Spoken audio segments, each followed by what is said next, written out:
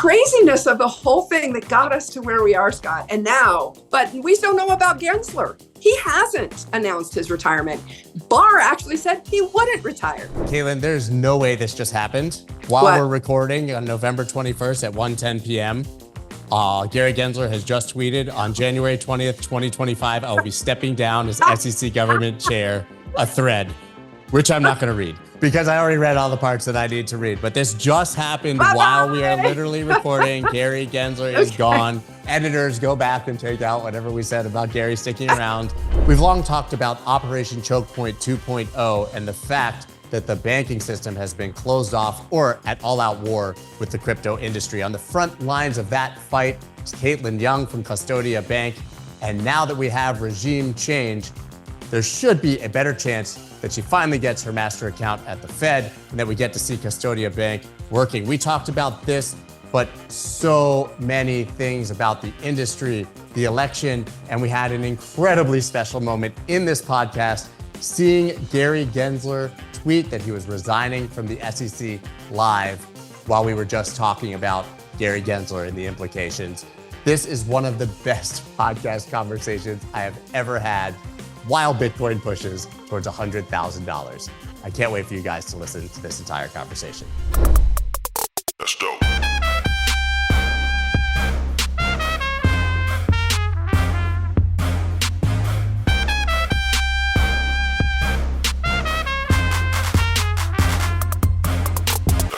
Got the Bitcoin t-shirt on. I haven't looked at the price. Did we cross 100,000 yet? No, it got to 98,000 this morning. So obviously it's Thursday, November 21st if they end up cutting this in. But yeah, I mean, I consider, first of all, like in markets, 98,000 is 100. I'm sorry. For me, that's pretty darn close. Yeah, but like, it's but the laser eye crowd. Come on, our laser eyes. How many of us are going to have to take them off? Because if I know how much like the whales who move price around want to troll us, I'm assuming we'll get to 99,999.99, and then I drop back to 75 before then coming up and breaking 100. Well, that would be classic Bitcoin. Bitcoin's doing what Bitcoin does, and I just want to go back and troll all the people. I was one of the early laser eyes people, and I want to go back and troll all the people who just poked fun that Bitcoin will never hit 100,000. And I never took those laser eyes off. I don't think you did either. So the question is, so this is our starting question. And I've asked it on Twitter. Do people take the laser eyes off at 100,000? Because they may not remember. Laser eyes just became sort of this catch-all for anyone who was a Bitcoiner. But it was laser eyes to $100,000. That's what it was. Correct. Yeah, you know what, Scott? I haven't decided yet. A lot of people are like, hey, laser eyes till fiat dies. It's really funny because I got there was a tweet last night. It was, and I engaged with it, and I can't remember specifically who it was. It was in the context of Jeffrey Tucker, who is the first person who orange pilled me way back more than 10 years ago. I think it was February 2013. He sent me an email.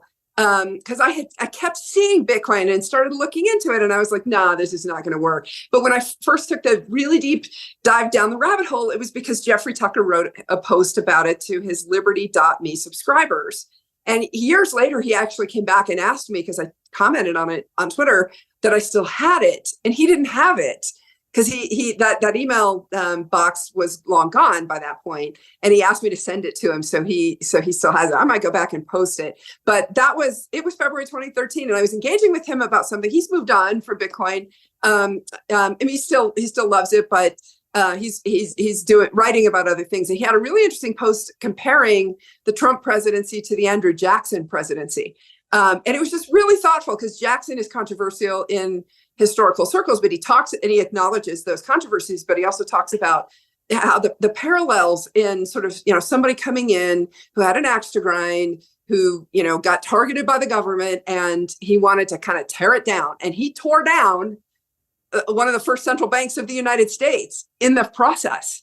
And so it's such an interesting historical parallel. And the guy was engaging with me. The reason I brought it up is he's like, how can you trust a bank CEO who has laser eyes? And I started laughing. I'm like, dude, how can you trust one that doesn't? Thank you for following. Exactly. Thank you for following me. Wouldn't it have been great? Loved to have had your company. It was somebody in the investment management business. Would have loved to have had your company, 10 years ago at Morgan Stanley. It was really lonely being a Bitcoiner back then.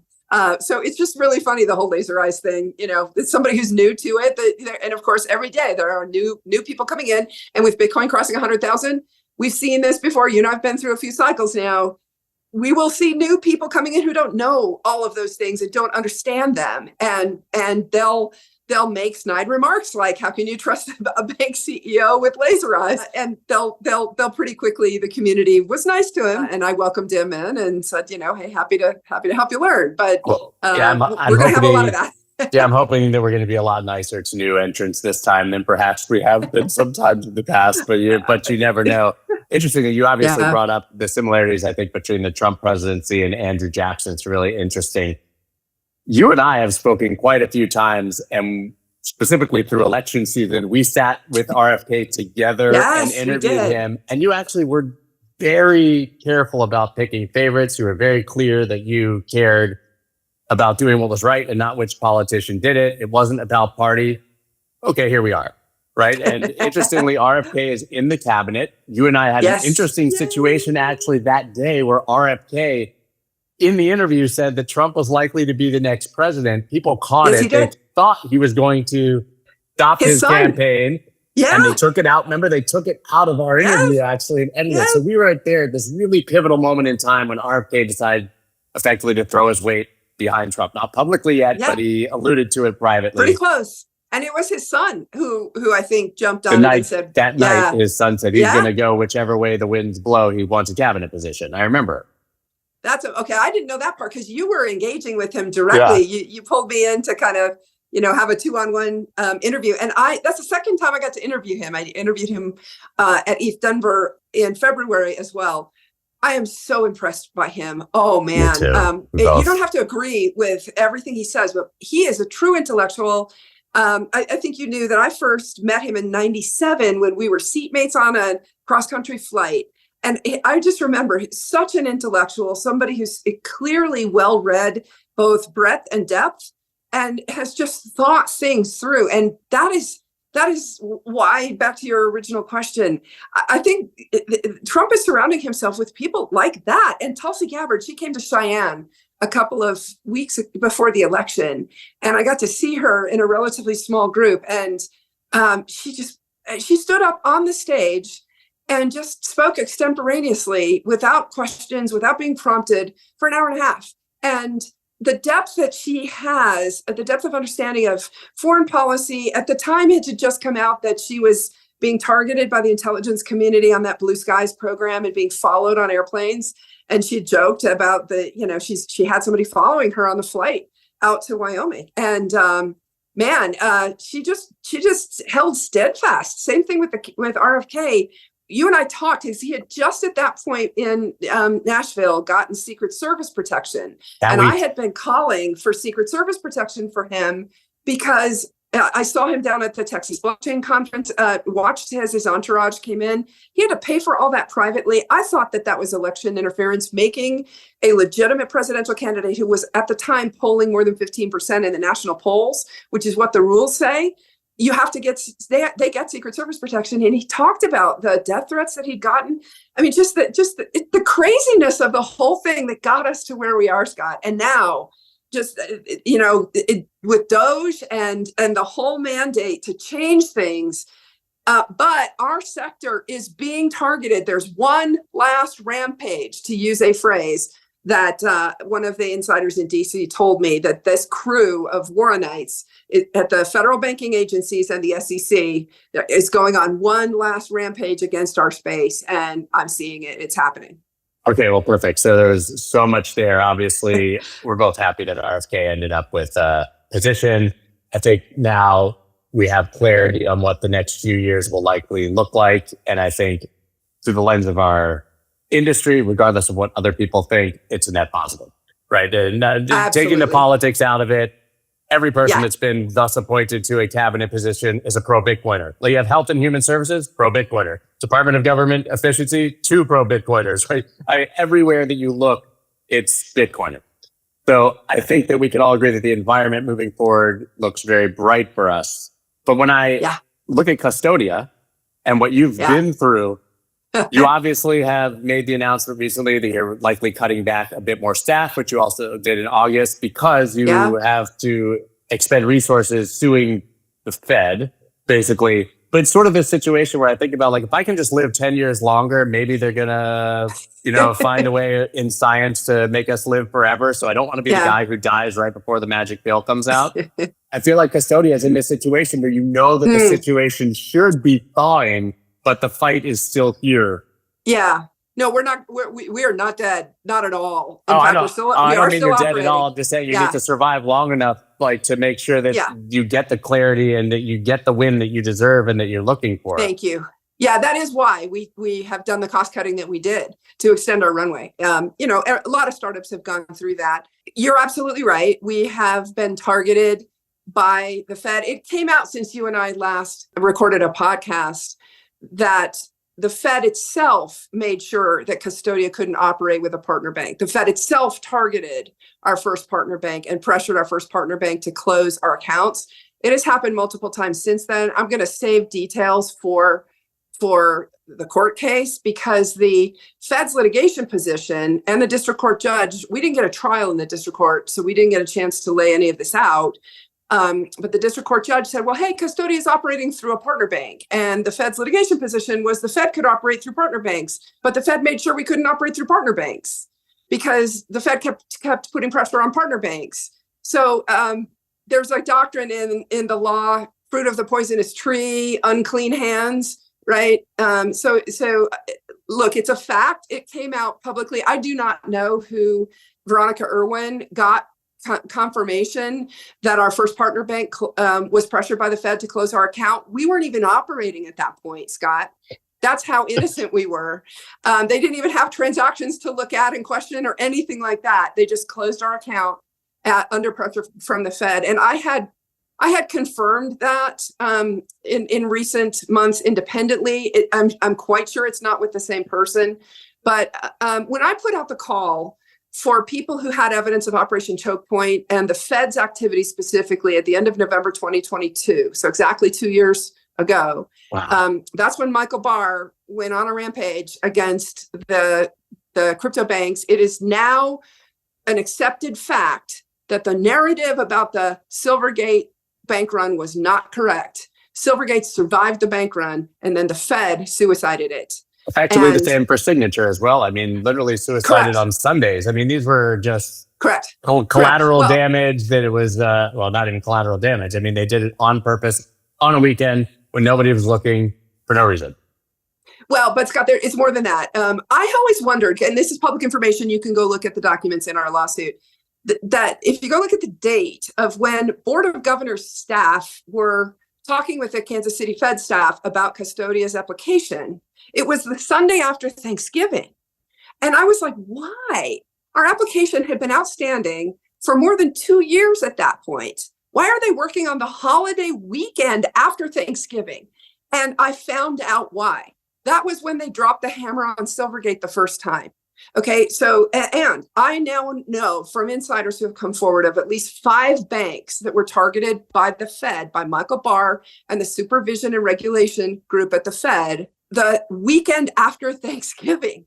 And so it was not coincidental. It was, and that's significant as well. Lawyers who practice in the Administrative Procedure Act area tell me when an agency is doing a one-off thing, they can usually get away with it. When an agency is targeting a whole group of banks in this case with the same thing, and there's no rule that allows them to target those banks at the same time with the same thing, then they are violating the Administrative Procedure Act. But they know that, right?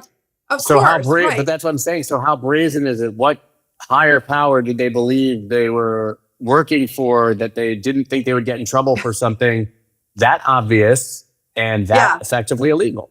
Well, first of all, Elizabeth Warren and the Democrats controlled the Department of Justice, so any criminal referrals would just go straight into the trash can.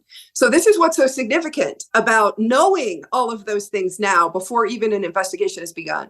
Both the House Financial Services Committee and the Senate Banking Committee have said this debanking stuff was illegal And I think, and I know it's a lot broader than just the crypto industry, but we have plenty of evidence of coordination, starting from the White House, but it was FDIC, Fed, SEC, OCC, they were all coordinating.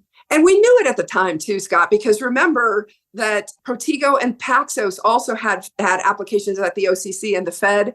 And, they either withdrew voluntarily or hit the wall. In the case of Protego, they're not around anymore. So I mean, and that was all coordinated. And I knew, we have it in writing from a Bloomberg reporter, that because they had gotten a tip from the White House, who was trying to kill us all and using Bloomberg to do it, and this is all in our lawsuit documentation as well, that they had gotten a tip that the Fed and the OCC were pressuring all the applicants that had anything related to crypto in their applications to withdraw.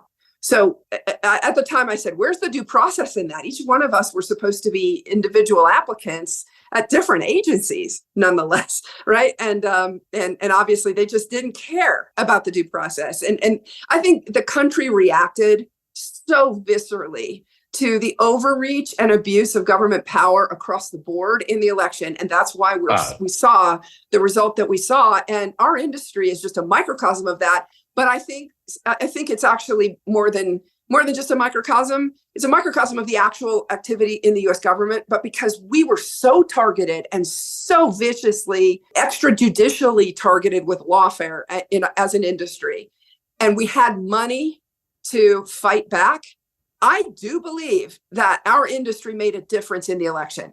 There's no question. We absolutely did. Yep. Yeah, all you have to do is look at Coinbase lists of people that were backed by Fairshake and such. I think it was 50 out of 54 were victorious that got significant money from crypto lobbies. And the other 4 were pretty long shots, and most of those were actually long shots. So there's no question, I think, that it did. I will never forget. I reference it every time we talk. I reference it every time I talk to anyone about the regulators. When you and I sat down in Miami in 2022, so it must have been April or May of 2022, everyone was talking about FTX and the SEC and all the problems.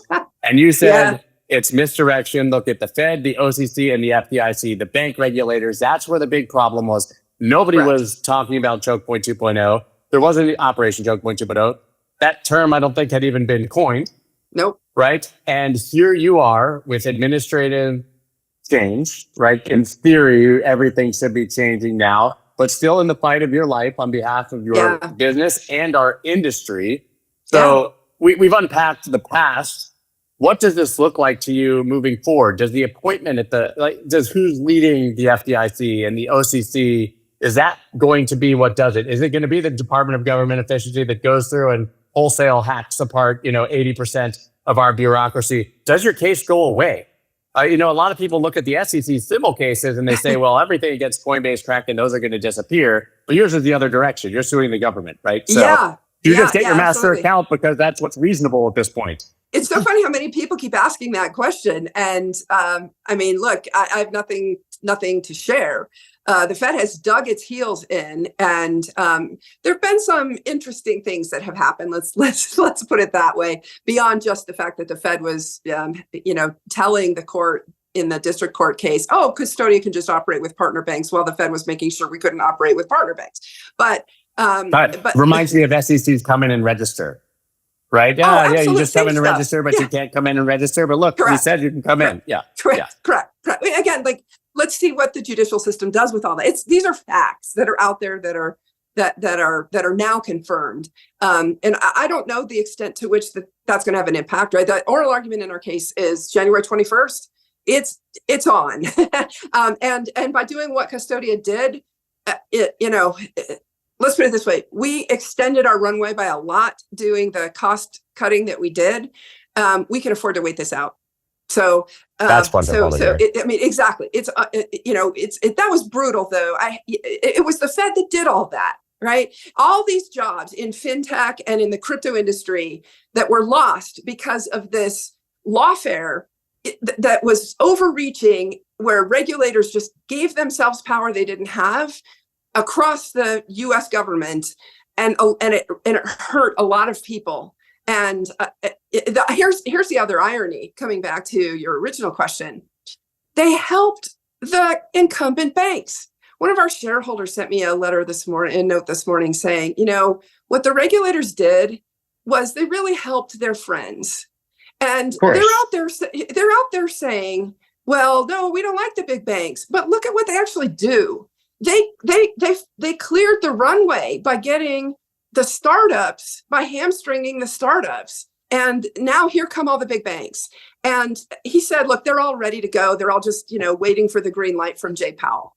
And they're going to get it. And those of us who were early and who tried to work with them and tried to go up the fairway, we've talked about this before, this phrase, shoot the stallion to scatter the herd. They were actively trying to scare everybody away by lying about us and by publicly skewering us. And did that have an impact? Of course it did.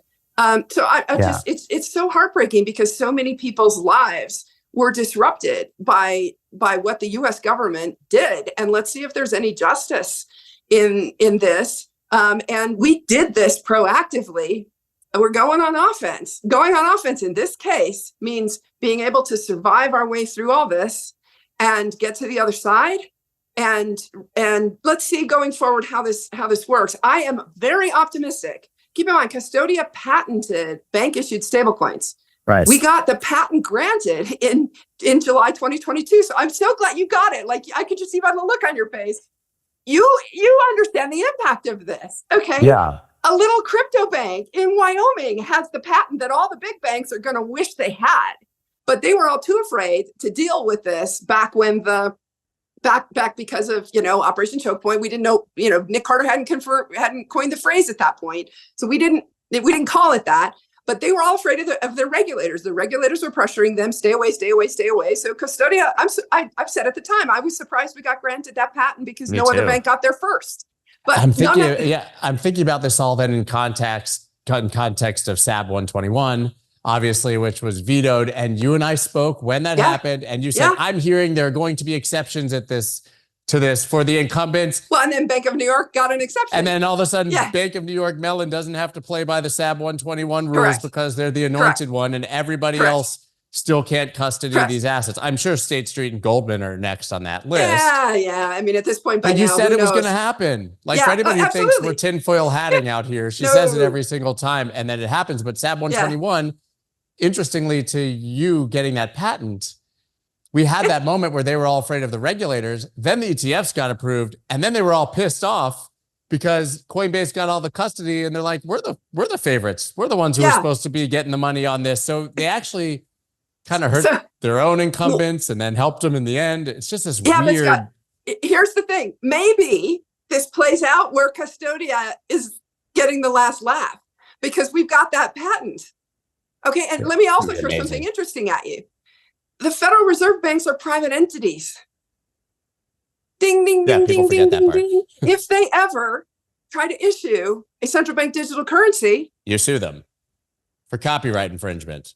So infringing your patent, right? So to your point, that Coinbase got the last laugh in the ETF custody business. I mean, literally, Custodia is sitting on an API-based real-time payments platform and Bitcoin custody platform built with fintech standards, okay, not bank standards. We actually shed a lot of our old bank stuff because here's one of the ironies. We had to get there's so much unwritten in the banking world that until you actually do it, you don't really know what the rules are. Banking has a million little rules, but it also has a million little unwritten rules too. And unless you actually try to deal directly with the Fed and start thinking about how are you going to integrate with the Fed and how are you going to plug in, the Fed forces banks to use approved integrators. I've talked about this before. The approved integrators got fat and happy. They tend to force banks to sign up to multi-year contracts because they're sitting on a monopoly. And the Fed tells all their friends, you have to use one of our friends to integrate with us. And so guess what those friends do? They sit back and they just rake in their monopoly profits and they don't innovate. And here comes this fintech industry that's innovating around them and has just moved light years past all of them. They're called banking core contracts. banking core providers. They claim to have APIs in a few cases, but they're not really APIs. They were laughable. And so we built an API, a true API-based system to be able to service the crypto industry and fintechs. And we're a bank, okay? But we shed a lot of that crap that we had to have because, here's the irony. In order to be able to apply to get Fed membership, you have to have all that stuff in place. So you have to take the risk of having all those contracts, having all their vendors that they approve to these multi-year contracts, and then they can turn you down for membership. I'm talking about membership here, not sounds expensive. Right, it was very expensive, right? And when I talked to a bank guy recently, he's like, "You got really screwed," and I'm like, You're like, yeah, thanks. Thank you for the confirmation. I need to hear that. Yeah, exactly. So, but it is not over yet. And again, like Coinbase got the last laugh. Custodia is going to get the last laugh. Specifically in that situation. So you have so many balls in the air then, right? So obviously we always have. You have the suit, but then you have the master account in general to let you operate. But then you also then have sort of anticipated stablecoin legislation coming, which I think could greatly affect what stablecoins can or cannot operate in the United States, how they can or cannot be launched, who can or cannot launch them. Yeah. And you're sitting on the potential gold mine there if those things go your way, obviously. So, and I'm not afraid to litigate. No, I think you've proven that. And I think that was an inspiration to a lot of others that have chosen to litigate against other regulators in the United States. But so, as I sort of alluded to before, you were trying to operate in arguably the most contentious environment possible. Yeah. Well, you and I talked about this in Miami. I was taking on what I think was the hardest thing for our industry, which is the connectivity back to the US dollar banking system. It's still not solved. Still. Right. And you had regulatory lawfare, as you said, where regulators effectively, we saw it over and over again, against you, but specifically with the SEC, regulation by enforcement, passively naming tokens in an act, and all of a sudden they're unregistered securities, but you never prove it. Just all these crazy things that they did to stifle the industry. Well, now we have wholesale change in who's going to be leading these agencies. We know that they're going to be handicapped in what they can and cannot do, especially if their staff is cut 50%. But more importantly, because of Chevron. Right. I mean, we had the Supreme Court come in and basically say regulators cannot do this anymore, that it goes back to the courts. Either we need laws on the books that are very direct from Congress, or the judges are going to decide. But you don't get to just say, because we've been doing this, it's law. Yeah. Right. So, but all of this should play heavily in the industry's favor, but in your favor. Well, let's see. I will point out a fact that the attorney in the Loper-Bright case that got the Chevron deference doctrine overturned submitted an amicus brief in our case. I remember. On our side, we have 3 former solicitors general on our side in our case, including the one who will be doing oral argument on January 21st, the day after Inauguration Day. But specifically, Paul Clement is the attorney in Loper-Bright. He submitted an amicus brief. I would highly encourage everybody who's interested in the Fed to read it, because it says the Fed is illegal, in case you guys were wondering. Okay, and what's so fascinating is you brought up Chevron, that his first action as an attorney after he got the Loper-Bright win at the Supreme Court was to file that amicus brief in the Custodia case. So have at it. Go have fun reading. Yeah, and for those who don't understand it, this is something that Caitlin and I discussed at length in preparation for talking to RFK. Because when we were sitting with RFK, we were kind of wondering what his big hitting announcement would be. And he stopped short of saying it directly, but effectively it was end the Fed, bring the power of money printing back to the people as it was intended. Congress should be printing money, not the private banks that you alluded to. And that's what Clement is talking about here, correct? Yes, he points to the fact that the 12 regional Federal Reserve banks are owned and controlled by the banking industry. This has been something that critics of the Fed have been pointing out for years. It's not actually a government agency. There's a government agency umbrella over the top, which is called the Board of Governors of the Federal Reserve. That is an agency. It is subject to the Freedom of Information Act and all federal agency laws like that, including the APA. But the Fed always likes to kind of play hide the ball. They'll say, hey, we're an agency in this case, we're not in another case. There is no question that the Federal Reserve banks, because they're owned and controlled by the banking industry, are private entities. They are actually private corporations. They're not even .gov. They have shareholders. Correct. But it's also control too. They share in the profits. They pay themselves interest. They vote to pay themselves interest because they sit on the FOMC. And the specific question is, can the president of a Federal Reserve Bank that cannot be fired by a presidentially nominated and Senate confirmed appointee officer of the U.S. government, can that person, the president of a private corporation, do official U.S. government business? And that's the question that is being addressed under what's called the Appointments Clause. There's a lot of case law under the Appointments Clause as to who is an officer of the United States, who can make decisions. Some of that stuff, to be honest, might come up with some of these advisory positions, like even DOGE, right? That's because true. They have said because they're not officially maybe they're a not government agency, government right. employees. It's exactly, and they're privately controlled. I'm sure.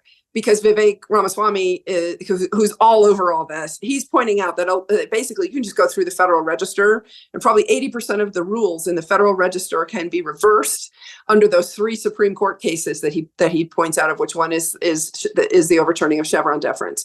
And all these rules can just literally be ripped up on I don't know if it'll literally be day one, but pretty darn close. They're going to go through and he's promising to bulldoze all those things. So I'm assuming that he's dealing with all these Appointments Clause questions right now. But the Fed is a giant Appointments Clause question and has been for decades. The academics who've looked at the Fed have debated for decades whether it's constitutional for the private corporations' presidents to be voting themselves interest on the reserves that they hold at the Fed, and then interest rates are set by the Fed. Not Correct. That the free market doesn't Correct. then decide what to do with them, as we've seen. As yields continue to rise, even though the Fed is cutting, they have limited control. But private companies influencing what the interest rate will likely be and benefiting from that interest rate, while also not being able to be fired by a government agency, and also making the decision when and when not to print our country's money. Well, it's and absolutely also, insane when you dive into it. And they arrogated themselves the power to keep competitors out. And that now gets to the question of who gets access to the Fed, and the question that is open in our lawsuit. And it's so interesting that we have 3 former solicitors general on that question of law, because this is really a very big, important. It's a much bigger, much more important case than I think a lot of folks realize. I mentioned I was talking to somebody from the banking industry when I shared with him, all the contracts that we had to sign just to be able to apply to become a Fed member bank. And then, they rug pull us over this whole crypto thing. And he realized, and he said, you got screwed. Well, this whole banking thing these questions run decades deep. And there have been a lot of really good, thoughtful people, including from the banking industry, who want to reform a lot of this. And this whole question of who gets access to the payment rails is a very, very, very, very big question. It was answered by Congress in 1980. Then the law got reinterpreted by the Fed when a marijuana bank in Colorado applied. And anyway, here we are a few years later. And let's see. Yeah. You say it goes back decades, it goes back centuries if people start to really look at the Fed system, but I guess that's not something we can unpack here. But it seems we'll find out. Yeah, we'll find out. We'll see if maybe we'll see it unpacked. I haven't heard the abolish the Fed rhetoric yet, actually, from anyone in the cabinet. I guess Ramaswamy has kind of alluded to it at certain times, but you'd think that would be a hot button issue actually at this point. Well, no, JD Vance did. I don't know if you know that. He actually said, look, I don't agree with a lot of what Ron Paul had to say, but I've come around to his thinking on the Fed. And he said the Fed should be ended. He said that maybe a month before the election. Yeah. So JD Vance, pretty darn close to Trump, has said that. The others haven't quite gone that far. But, coming back to RFK, what was really fun is when I was interviewing him in February at Denver, I talked about all the times that he sued the federal government, because he talked about how when you sue the federal government, you get a PhD in how to dismantle the agencies. And now he's going in as a cabinet secretary with his PhD on how to dismantle HHS to be the HHS secretary. And then he turned to me after he made that point about getting a PhD in how to dismantle the agencies and said, but I haven't sued the Fed. And just the way that he said it, it was like, because he'd just been talking, wink, wink, exactly. He'd been talking about his dad and his uncle. And, so I think the truth is finally going to come out about all that. And Trump has said that it will shock people. And I think, let's see what happens. RFK himself has been saying, look, the U.S. government was involved in all this, and I'm waiting for the proof to come out. But when he says it, I perk up, because he has obviously been, he's lived it, right? And he lost his dad at a young age, and watched all that. I think he's the oldest of that generation of Kennedys, and so anyway, so it's funny when he said, but I haven't sued the Fed. So you said that, and you and I happen to have had conversations with his team and him in advance of our actual interview, when trying to distill it down to, 45 minutes or whatever we had on stage. But he's well aware of how corrupt or how misaligned the incentives are of the Fed system. And he said, listen, if I could say this without being taken out like the rest of my family. He said that to us. He said that. He did. Yeah, he said, I would say abolish the Fed, but I want to live till tomorrow. That was basically what he said. And we were on stage. We were like, maybe we don't want to say that either. But I mean, it is that strong that multiple people said when we were floating the idea of him using that as a campaign promise that he wouldn't survive to the end of the election. And once again, this sounds like tinfoil hat, but these are the most powerful people in the world, and they do not want you playing on their field. Well, that's clear. But, it's also really funny. It's been really, really funny to watch what's going on in Wyoming. Because one thing that I did not fully understand is there was a bank in Wyoming who was stirring the pot, and I kind of ignored it. Well, I didn't understand that the former CEO of the bank was on the Kansas City Fed board. And then the current CEO of the bank got a promotion to a national Fed board this year. And they've been stirring the pot in Wyoming. And I started looking deeper, like, why is this small bank? We're not a competitor of theirs. This is crazy. What's in it for them? Why are they doing this? Well, they're clearly doing the Fed's bidding. But then I found a connection, and I'm not going to talk about it here. But it'll come out at some point, and everybody's going to go, are you kidding me? I'll leave it at that. This is the kind of stuff that, like, when I can tell the full story, eventually I'll be able to tell the full story. And figure out why this little bank in Casper, Wyoming, was so obsessed with trying to kill Custodia when we are not a competitor. It's just the funniest thing. And so I'm dealing with that kind of stuff in Wyoming as well. And there was a big brouhaha because talking about the bankers, right? Like stepping back, Elizabeth Warren and her crew, she controlled all the financial services appointees in the Biden administration. She officially is anti-bank. But look at what they actually did. They, like we said earlier, they made sure that the big banks got, all of the small competitors out of the way, so that when they came coming into this industry, they get to own the industry. Well, wait a minute. How I thought the official philosophy was we don't like big business. So how is it that they're doing nothing but helping big business here? And then you go look at, Michael Barr, president of, before he went to the Fed, was president of the University of Michigan Public Policy School, and look at their DEI policies. And then you look at what they said about me. They said, I have limited banking experience. Oh my God, I was a managing director, which is a partner equivalent for more than, I think, for almost 15 years at two Fed regulated banks. What's the issue? I'm a woman.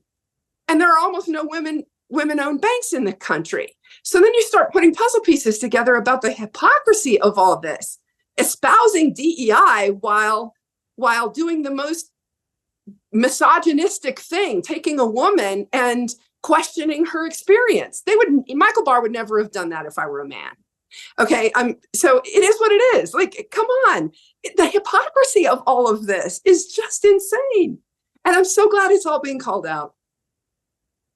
I mean, we got to talk about Elizabeth Warren in many ways. So obviously she has long said she won't take donations from large banks, that she basically made her reputation on nobody got fired for the financial crisis, nobody's in jail from the Great Recession.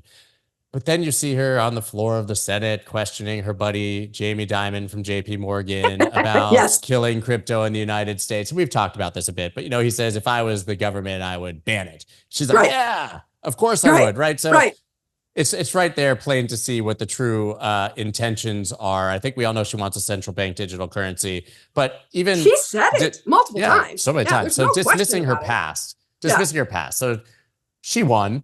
Right. John Deaton did exceptionally well. I think he did. Probably didn't have a chance to win, but he did exceptionally well. But she won. She will be the ranking Democrat member still on the Senate. Most likely. Committee. Yeah. Unless Chuck Schumer puts somebody over her.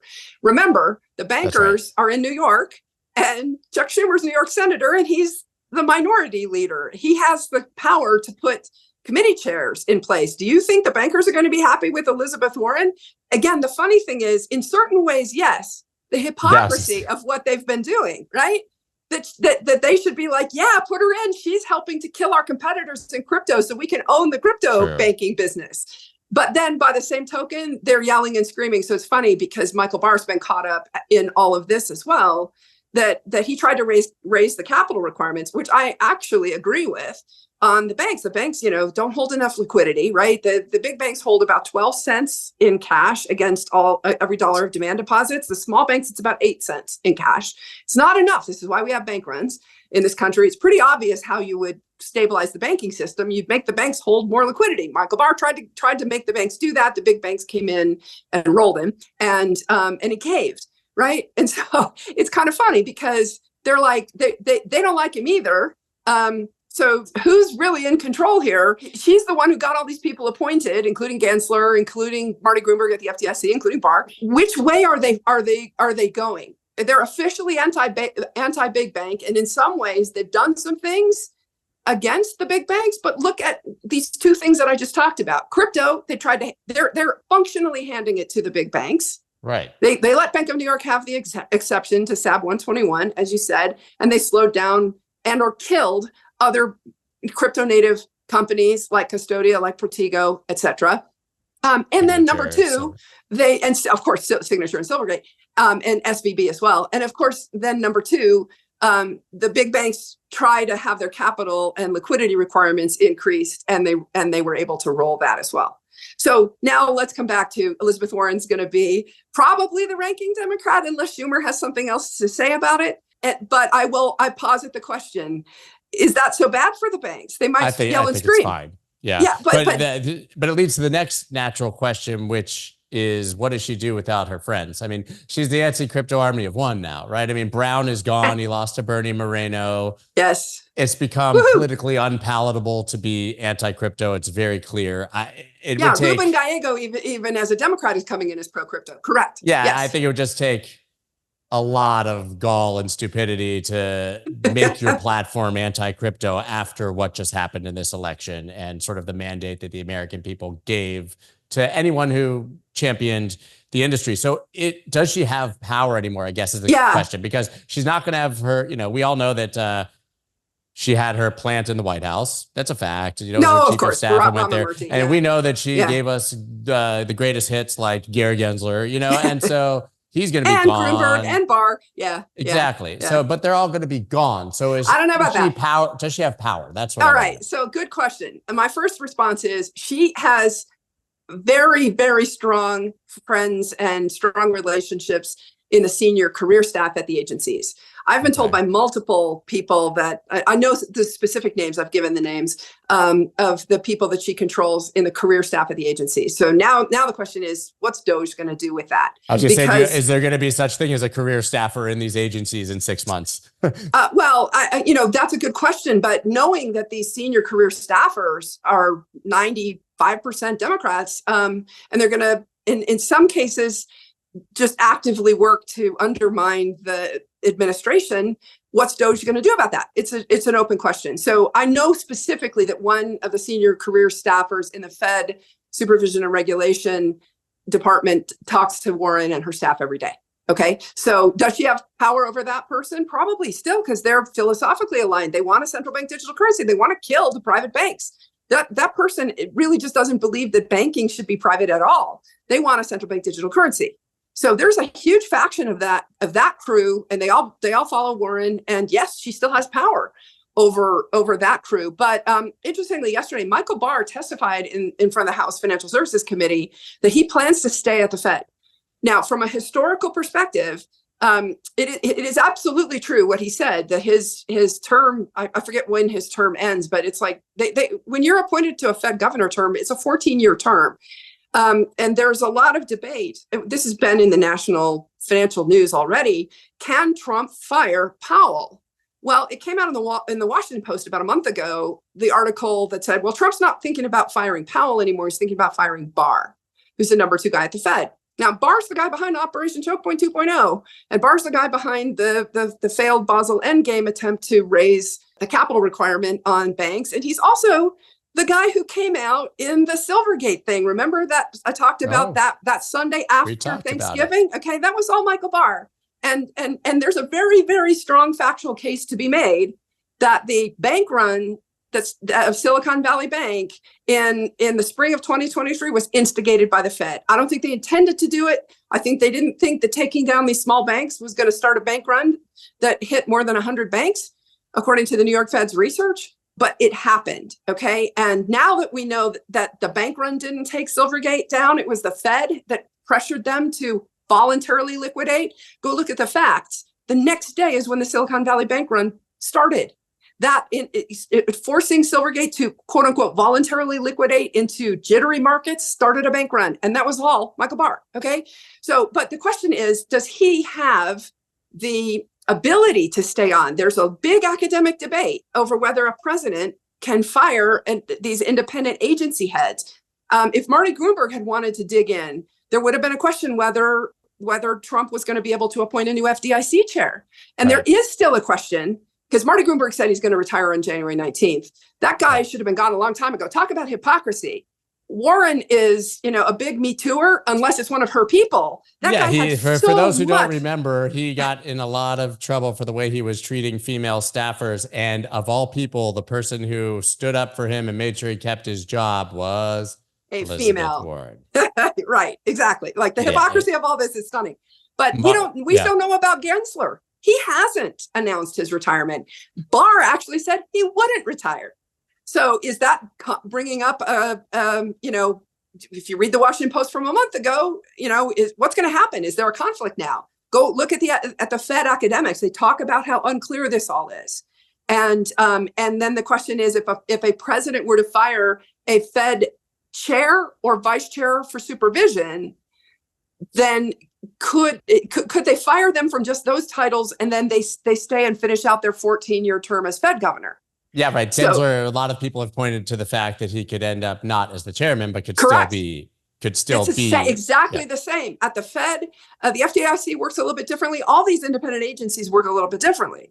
But you see the fundamental problem, and this is one of the things that Doge has been talking about, that Elon and Vivek have been talking about. These independent agencies have kind of gotten more powerful than the U.S. president, and they're not subject to the accountability of the U.S. voter. One of the things that I liked in the first announcement about the priorities that Trump came out with for Doge is to pull out the inspectors general at these agencies. Because I'll tell you, as somebody who filed an inspector general complaint with the Fed about what happened to Custodia and laid out all this crazy stuff that happened to us. Well, the inspector general at the Fed, who's, by the way, one of the highest paid people at the Fed, go look at the data, reports to the Board of Governors. But what happens when somebody files a complaint about the Board of Governors? What do you think happened? Yeah, it's like the internal auditing guy at the hedge fund. They just want to get paid by their hedge fund and keep moving on. So they interpret the law. I have it here. Michael S. Barr's term as vice chair for supervision of the Fed is set to conclude on July 13th, 2026. So he's still got another year and a half there. But then his term as a member of the Board of Governors extends until January 31st, 2032. There you go. 2032. Yeah, there you go. So, right. So, and he announced his intention to stay. Now, is that just classic DC? Nobody wants to be a lame duck, so they're not going to announce that they plan to retire? But there's a very interesting book to read is The Power and Influence of the Federal Reserve. I think is what it's called, by Peter Conti Brown. There's Roger Lowenstein also has a really interesting book. These are two books that have been written in the last few years about the Fed, so they're very current. And both of them talk about the fact that most Fed governors don't fill out their 14-year terms. It's interesting because there are 7 Fed governors, just like there are 7 Supreme Court justices. The Supreme Court justices have lifetime appointments. The Fed governors have 14-year appointments, but most of them don't stay their full 14 years. So functionally, not where the money is. Well, I don't know. Point taken, because this is the banking industry we're talking about. But functionally, the Fed has become. Basically, a U.S. president has the ability to put more people on the Fed board than they do on the Supreme Court, even though it's seven appointees in each institution. But that's not the way Congress set it up. Congress set it up so that there would be more independence. So now it comes back to the question of, the mandate of the voters. There were a lot of people who were really turned off by how Powell went out and in his FOMC press conference 2 weeks ago. And he was asked, "Are you going? If Trump asked you to resign, are you going to resign?" No. He said, "No." Exactly. One and word. It was No. right. And then the follow up was, "Do you think he has the ability to fire you?" No. No. Right. And a lot of people, both on the left and right, like the New York Times was going after him for that. Okay. So a lot of people on both the left and the right were really taken aback by that. Just the notion that the Fed governor in the way he carried himself, portrayed himself as not at all accountable and above the U.S. president. Exactly. And functionally, that might actually be true. Okay, let's set that aside. But I asked the question just as rhetorically, because I have no insight other than I noticed yesterday that Barr said he's not leaving. Now, here's the impact of all of this. So some of your listeners, we probably lost them already talking about the inside baseball. But what does this mean for crypto? That's what 1.5 times speed is for. So good. There you go. What does this mean for crypto? A lot of the interagency guidance on crypto banking came from the FDIC, OCC, and Fed. If Michael Barr isn't leaving, then how easy is it going to be to undo that interagency guidance? Ding, ding, ding, ding, ding. Yeah. Right. Yeah, it's really, it seems like we've unwound almost everything, but it's not going to be as easy as I think people assume it's going to be, that just because we have a new president and new people at the head, there's so much bureaucracy and red tape and so many things that people probably don't want public, that they're incentivized to hide, that none of this is going to be as easy as we think. Yeah, well, and it's going to be interesting because you're right to say, let's look forward, right? The fact that both House Financial Services and Senate Banking have said they're going to operate, or they're going to investigate Operation Choke Point 2.0, that's looking backwards. It's an interesting question. I don't 100% know if that's true, because they might be so engaged with what we're talking about in terms of reform. There are Fed reform bills out there and more coming. And what exactly is Trump going to do with this? We don't know. Nobody knows.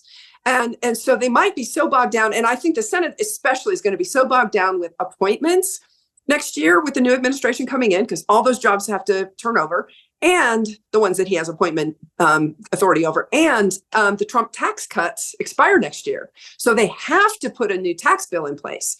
So think about what that's going to do to the Senate. It's going to occupy an enormous amount of Senate time just to do those two things. So where's the crypto industry and all that? Where's the stablecoin bill? I hear a different thing every day about whether there's an opportunity for the stablecoin bill to pass in the lame duck session. There are a lot of pro-crypto people who just don't want Schumer to have his hands on it because they think they can better deal if we're willing to wait another 6 or 9 months. But here's the other interesting dynamic. What if the Fed says, we'll let the big banks issue stablecoins in order to get a jump on the crypto industry in the interim?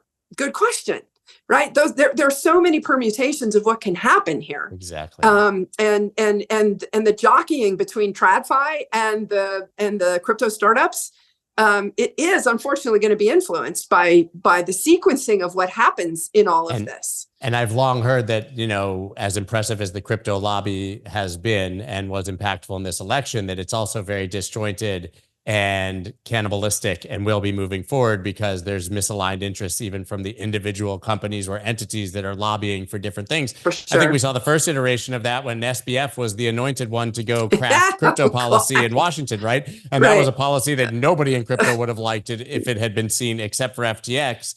So there is also some risk that now that our money is really in play, you have to make sure that the money is actually pointing us in a better direction and not towards more FTX. Oh my gosh, 100%, which is why if the regulator, again, calling out the hypocrisy and the double standards, if the regulators had been serious about consumer protection and preventing fraud, they would have rolled out the red carpets for the companies that went into the SEC and said, how can we register? And for companies like Custodia and Protego and Paxos, who were getting bank charters from our various chartering agencies, and we're trying to comply with the Fed rules to get access to the Fed payment rails. But instead, what did they do? We were the ones who got targeted. They weren't serious.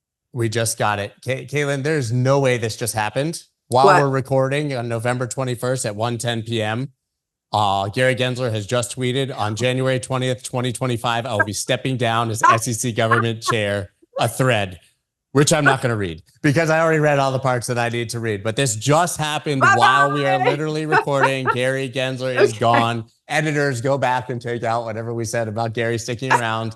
He's gone. He tweeted it himself. That's amazing. It's official. We can hashtag fire Gary Gensler.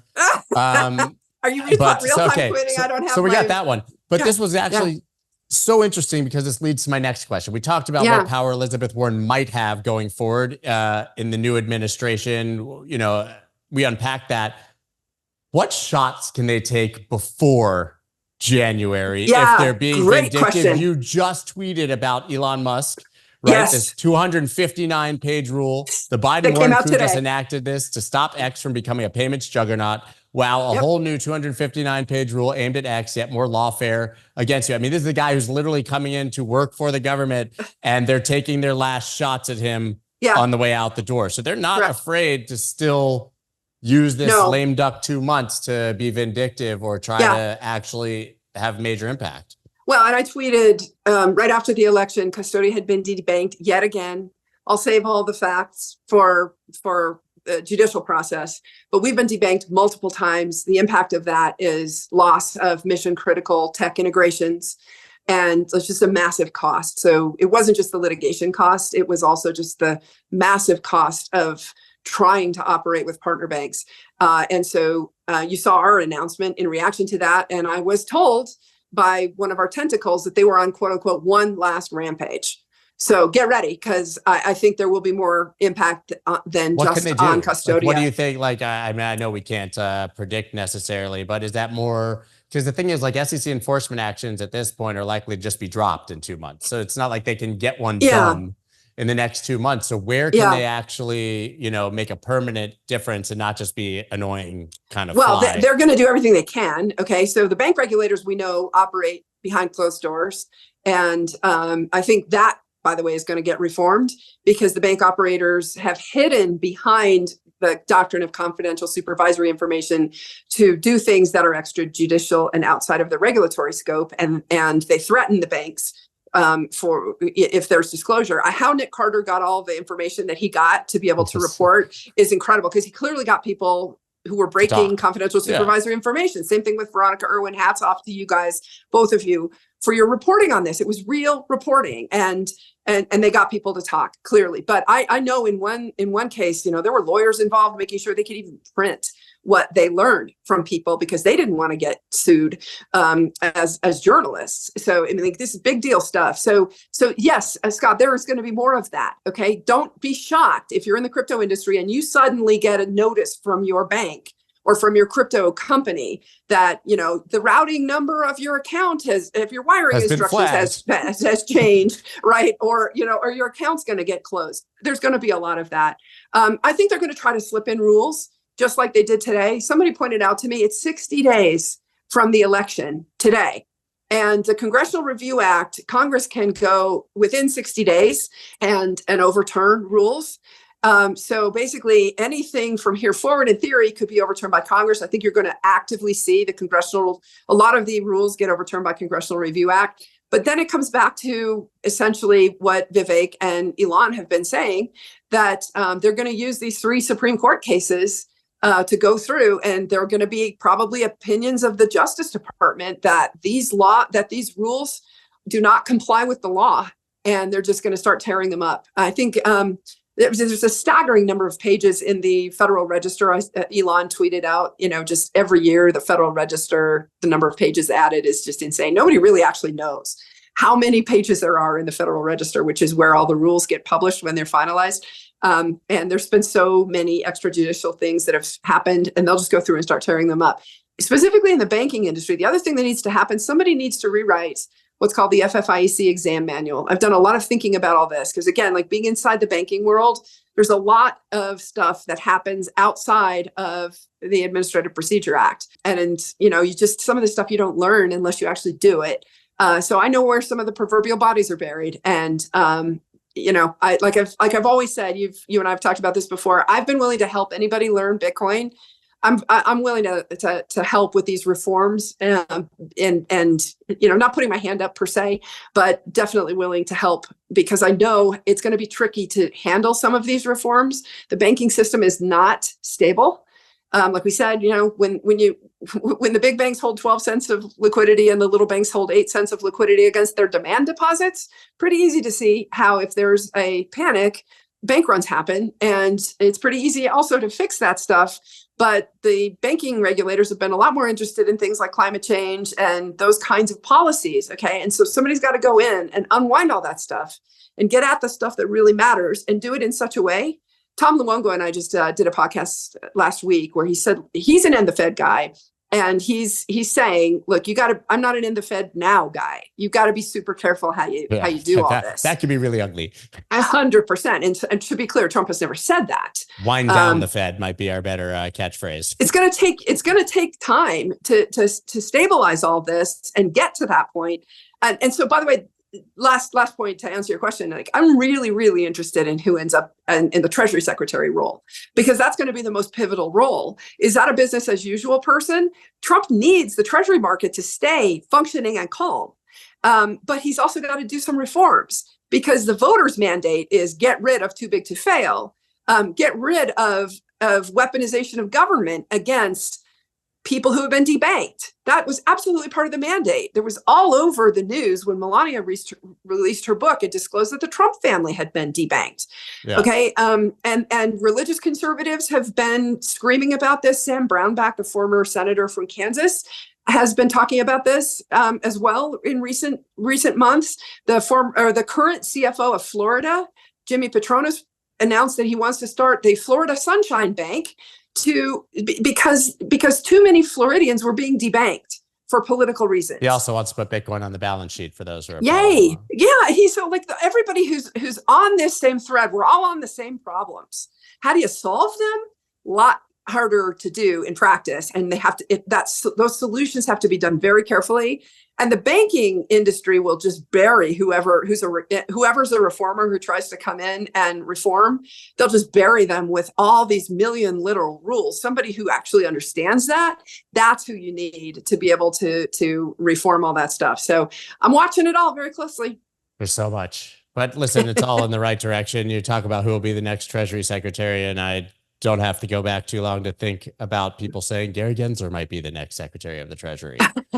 So, I mean, if we're going to count our blessings, at least we know that it won't be going in that direction. Lutnick's at Commerce, so he'll be doing tariffs and trade. Great. Yeah. So Treasury is going to be interesting, and there are some real challenges here for the next administration. I don't think it's going to be as easy as people think, but it's still, for our industry, I think, a win to celebrate. Prices have obviously reacted positively in all markets. I mean, as we started, we're pushing towards 100,000 here on Bitcoin. It just feels like everything is aligning. I just got to be hopeful that it will remain that way. I was just looking to see if Bitcoin crossed 100,000 while we were recording this. I don't think not yet. 98,100. I got the Bitcoin t-shirt on. Last time I recorded with you, I had my irresponsibly long t-shirt on. Well, I hope you're still, because you benefited massively from being irresponsibly long, because Bitcoin was probably like 50,000 back then. Yeah, well, it's funny. I don't even know the price at which I started to buy my first Bitcoin because I actually traded around it a little bit. Like I've publicly disclosed that I used it. I used it to buy Christmas presents on Overstock.com in 2014. And a lot of people are like, "Oh my God, those are the most expensive Christmas presents ever." When you think about it in today's terms, like the Bitcoin pizza, every day on Bitcoin Pizza Day, everybody talks about what those pizza were worth. I don't think of it that way because if the early users hadn't been there to bootstrap the network by using Bitcoin, we wouldn't be where we are today. And I'm so grateful to have been able to get in early. And I was one of the few. I remember a Wall Street Journal article that said something like only 800 some taxpayers disclosed Bitcoin on their tax returns. I was one of that. Like I've always just been really careful about it. And so I only got it in 2016. And and in 2017, when things went crazy, I remember the narrative was, this market's amazing. You can do whatever you want. They don't even ask you to report it on your taxes. If you're trading between things, you're just making money and it doesn't matter. And maybe you'll pay. I mean, no, we were wrong about all that. Yeah. So right. No, of course. Yeah. Everybody, definitely, I would not encourage people not to pay taxes. I did, even when it wasn't clear whether we had to. Me too. To be clear, I did. I'm just telling you what people said. Exactly. Right. I'm a rule follower and so here we are. But thanks. There's been some reminiscing as we get close to 100,000. I saw Bruce Fenton and Wayne Vaughn, some early Bitcoiners, people I saw at PorcFest in like 2013, right? I saw those conversations. Talking about it. It's really fun. Back when we could Bruce's buy a bacon tweet was week. Great. Yeah, Bruce's tweet was great. Like, we were just a bunch of nerds sleeping on couches trying to make this happen. And here we are. Larry Fink out on the road show and the president talking about a strategic Bitcoin reserve. I know I got to let you go. Next time we'll talk about the strategic Bitcoin reserve. Maybe, hopefully we'll be talking about is a past tense thing that's already happened. Maybe it'll be done by then. We'll see. But that another thing coming out of the great state of Wyoming.